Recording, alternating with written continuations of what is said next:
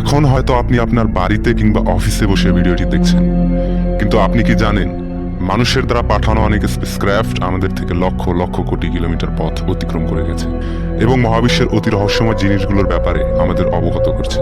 আগে যেসব জিনিসের কল্পনা করাও ছিল আমাদের কাছে দুষ্কর, সেই সব এখন আপনি আপনার বাড়িতে বসেই আপনার হাতে যে বস্তুটি ধরে রেখেছেন সেটাতেই দেখতে পাবেন। তাই সাথেই থাকুন ভিডিওটি শেষ পর্যন্ত, আর মহাবিশ্বের এই অসীম রহস্যময় যাত্রাটিতে আপনাদেরকে স্বাগত। মানুষের তৈরি অনেক স্পেসক্রাফট মহাকাশে পাঠানো হয়েছে, এদের মধ্যে ভয়েজার সবচাইতে অন্যতম। ভয়েজার 1 আমাদের এমন কিছু দেখিয়েছে, বুঝিয়েছে যেগুলোর কল্পনাও ছিল না আমাদের। পৃথিবী থেকে প্রত্যেকটি গ্রহের হাই রেজুলেশন ফটো কেবল ভয়েজারের কারণেই সম্ভব হয়েছিল। আজ থেকে প্রায় 43 বছর আগে 1977 সালের 5 সেপ্টেম্বর লঞ্চ করা হয়েছিল ভয়েজার 1 স্পেস প্রোবটি। এই মহাকাশ যানটির নাম ভয়েজার 1 হলেও ভয়েজার 2কে ভয়েজার 1 এর আগেই মহাকাশে পাঠানো হয়েছিল। ভয়েজার 1ই হচ্ছে প্রথম স্পেসক্রাফট যেটি আমাদের পৃথিবী থেকে সবচেয়ে দূরে অবস্থান করছে। মানুষের তৈরি এই মহাকাশ যানটি আজ অব্দি বৃহস্পতি ও শনি গ্রহকে অতিক্রম করেছে। আর এই ভয়েজার 1ই হচ্ছে প্রথম স্পেসক্রাফট যেটি কিনা আমাদের সৌরজগতের গ্রহগুলোর ছবি পাঠিয়েছে। ভয়েজার 1 এখন আমাদের সৌরমণ্ডলের বাইরে চলে গেছে এবং মহাবিশ্বের সেই অসীম অন্ধকারের মধ্যে থেকেও আমাদের কাছে বিভিন্ন ইনফরমেশন পাঠাচ্ছে। এই ভয়েজার 1 আমাদের সাথে আর কতদিন যোগাযোগ রাখবে তা কেউ জানে না, তবে এটা ঠিক যে একদিন না একদিন এটি মহাবিশ্বের গভীরতায় বিলীন হয়ে যাবে। তাহলে চলুন আজকের ভিডিওটি থেকে জেনে নেওয়া যাক ভয়েজার 1 এর সেই অদ্ভুত যাত্রাটির ব্যাপারে, এবং এটাও জানবো যে আজ পর্যন্ত মহাকাশে কি কি দেখলো ভয়েজার 1। আমাদের সোলার সিস্টেমের দৈত্যাকার প্ল্যানেটগুলোকে এক্সপ্লোর করার জন্য ভয়েজার মিশন তৈরি করা হয়েছিল। বৃহস্পতি ও শনি গ্রহকে পর্যবেক্ষণের জন্য ভয়েজার 1কে লঞ্চ করা হয়েছিল। আর শুধু এটাই নয়, ভয়েজার 1কে শুধুমাত্র কোনো রিসার্চ পারপাজের জন্য পাঠানো হয়নি, বরং সেই স্পেসক্রাফটটিতে পাঠানো হয়েছিল আমাদের মানব জাতির সম্পর্কিত অনেক কিছুর তথ্য। আর সেটার কারণ হচ্ছে, যদি এই অসীম মহাবিশ্বের কোনো এলিয়েন সভ্যতা ভয়েজার 1কে কোনোদিন খুঁজে পায়, তাহলে তারা যেন আমাদের সম্পর্কে অনেক তথ্য জানতে পারে। বলতে পারেন এটি ছিল আমাদের দ্বারা পাঠানো একটা বার্তা, যে বার্তাগুলো এই ভয়েজার 1 এর মধ্যে রাখা একটি গ্রামোফোনের ভেতরে রেকর্ড করা আছে। এতে পৃথিবীর কিছু ছবি, প্রাকৃতিক কিছু শব্দ এবং প্রায় 55 রকম ভাষায় সম্বোধন রেকর্ড করা আছে, যার মধ্যে রক্তে অর্জিত আমাদের বাংলা ভাষাও একটি। ভয়েজারের কল্যাণে এখন আমাদের মাতৃভাষা লক্ষ কোটি কিলোমিটার দূরে ছড়িয়ে যাচ্ছে। গ্রামোফোনটিকে বানানো হয়েছে গোল্ড প্লেটেড কপার দিয়ে, এবং অনুমান করা হয় যে এই গ্রামোফোনটি 100 কোটি বছর পর্যন্ত টিকে থাকবে। আর গ্রামোফোনটিকে বলা হয় ভয়েজার গোল্ডেন রেকর্ড।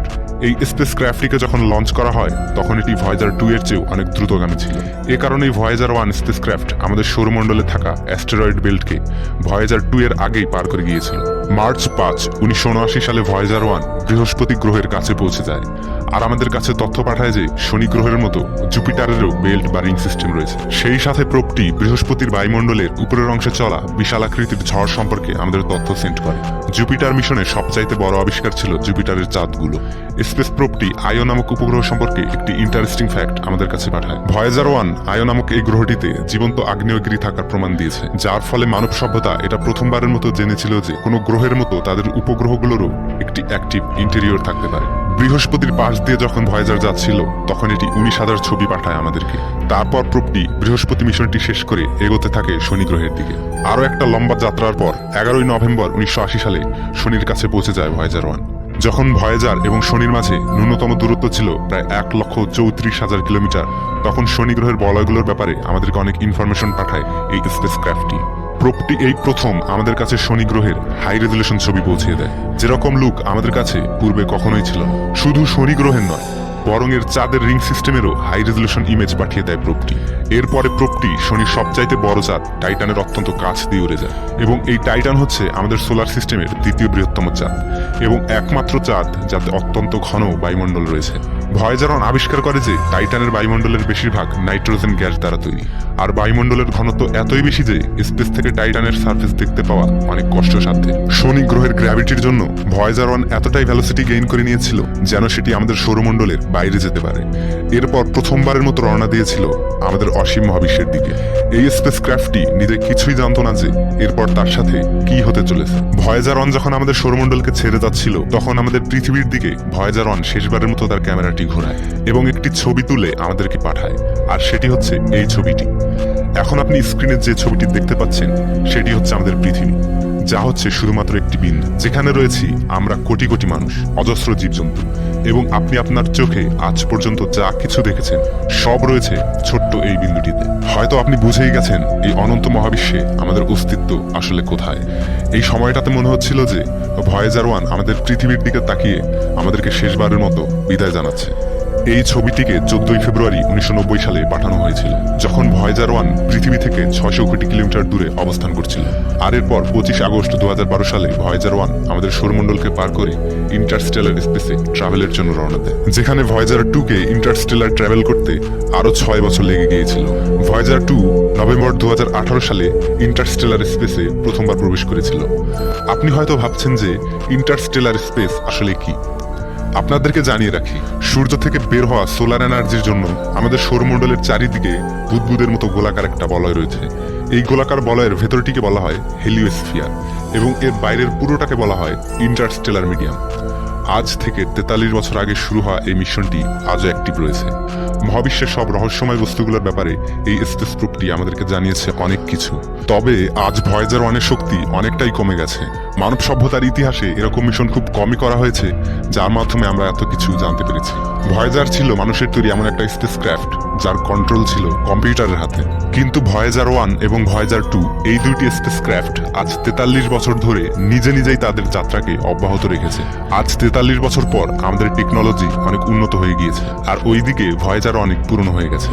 ভয়েজার 1 থেকে সিগন্যাল রিসিভ করার জন্য নাসা সারা পৃথিবীতে রিসিভার লাগিয়েছে। পৃথিবী থেকে বিজ্ঞানীরা যখন ভয়েজার 1-এর সাথে সম্পর্ক স্থাপন করতে চায়, তখন পৃথিবীতে লাগানো বিভিন্ন রাডারের মাধ্যমে 20 কিলোওয়াটের একটা সিগন্যাল পাঠানো হয় ভয়েজার 1-কে, যেটা প্রায় 20 ঘন্টা পর ভয়েজার 1-এর কাছে গিয়ে পৌঁছায়। সেখানে ভয়েজারের সেন্সিটিভ অ্যান্টেনাগুলি সেটাকে রিসিভ করে এবং 20 ওয়াটের আরও একটা সিগন্যাল আমাদের কাছে পাঠায়, যা আমাদের কাছে পৌঁছাতে পৌঁছাতে অনেক দুর্বল হয়ে যায়। আর যখন এটা পৃথিবীতে এসে পৌঁছায়, তখন একে ডিটেক্ট করাও আমাদের জন্য হয়ে যায় অনেক চ্যালেঞ্জিং, কেননা সিগন্যালের ফ্রিকোয়েন্সিটা হয়ে যায় অনেক উইক। নাসা এজেন্সি এই সিগন্যালগুলোকে রিসিভ করার জন্য বর্তমানে ডিপ স্পেস নেটওয়ার্কের ব্যবহার করছে, যার ফলে বিজ্ঞানীরা ভয়েজার 1-এর সাথে এখনো পর্যন্ত একটা সম্পর্ক টিকিয়ে রাখতে পেরেছে। ভয়েজার 1-এ ব্যবহৃত যেসব যন্ত্র পুরনো হয়ে গেছে সেগুলোকে বন্ধ করে দেওয়া হয়েছে। এর সাথে ভয়েজার 1 এবং ভয়েজার 2-এর ক্যামেরাগুলিও বন্ধ হয়ে গেছে, কারণ ভয়েজার 1-এ যে পরিমাণ শক্তি রয়েছে সেগুলোকে সঞ্চয় করে মূল কম্পোনেন্টগুলোকে চালু রাখা হচ্ছে। এখন পর্যন্ত ভয়েজার 1-এর কেবলমাত্র 4টি যন্ত্রই অ্যাক্টিভ রয়েছে, যেগুলোকে ম্যাগনেটিক ফিল্ড এবং সোলার উইন্ড সম্পর্কিত ডাটা কালেক্ট করার জন্য ব্যবহার করা হয়, এবং এই যন্ত্রগুলোর মাধ্যমেই ভয়েজারের সাথে যোগাযোগ রক্ষা করা হয়ে থাকে।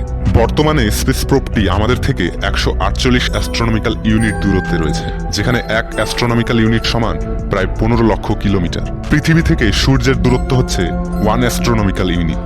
ভয়েজার মিশনের গন্তব্য অনেক আগেই শেষ হয়ে গিয়েছে, কিন্তু ভয়েজার এখনো আবিষ্কার করা ছেড়ে দেয়নি। এই প্রোবটি এখনো আসার চেয়ে বেশি কিছু আমাদের প্রদান করেই চলেছে। স্পেস প্রোবটি যতই দূরে চলে যাচ্ছে, এদের চালু রাখতে যে এনার্জির প্রয়োজন সেটার ততই ঘাটতি দেখা দিচ্ছে। যদিও এখনো পর্যন্ত স্পেস প্রোব দুটি পৃথিবীতে সিগন্যাল পাঠিয়ে যাচ্ছে, কিন্তু নাসা কয়েক বছরের মধ্যে ধীরে ধীরে সেন্সরগুলো এবং সাইন্টিফিক টুলগুলোকে শাটডাউন করে দিবে, যাতে প্রোবগুলো আরো কিছু পথ অতিক্রম করার এনার্জি পেয়ে যায়। অবশেষে 2025 থেকে 2030 সালের মধ্যে ভয়েজারের মধ্যে আর এতটা ইলেকট্রিসিটি বজায় থাকবে না, যেটার সাহায্যে স্পেস প্রোবটি কোনো প্রকারের যোগাযোগ চালু রাখতে পারবে। সামনের 40,000 বছরের মধ্যে ভয়েজার 1 আমাদের থেকে কতিপয় আলোকবর্ষ দূরের তারা GL445-এর কাছে পৌঁছে যাবে এবং নক্ষত্রটিকে অত্যন্ত কাছ থেকে এক্সপ্লোর করবে। ভয়েজার সম্পর্কে সবচেয়ে মজার ব্যাপার হলো, আধুনিক প্রযুক্তির ছিটে ফোটাও ছিল না ভয়েজার 1-এ। এটি চালাচ্ছে মাত্র 68 কিলোবাইট মেমোরির কম্পিউটার। এখনকার সবচেয়ে কম দামের মোবাইল ফোনের মেমোরিও 2 গিগাবাইটের। সাধারণ একটা মোবাইল থেকেও প্রায় 32,500 ভাগ কম মেমোরির কম্পিউটার নিয়ে ভয়েজার 1 চলেছে অসীম মহাবিশ্বের সন্ধানে। আমরা আরো কতদিন পর্যন্ত ভয়েজার 1-এর সাথে যোগাযোগ রক্ষা করতে পারবো তা কেউ জানে না। তবে যেখানেই থাক, ভালো থাকুক ভয়েজার 1।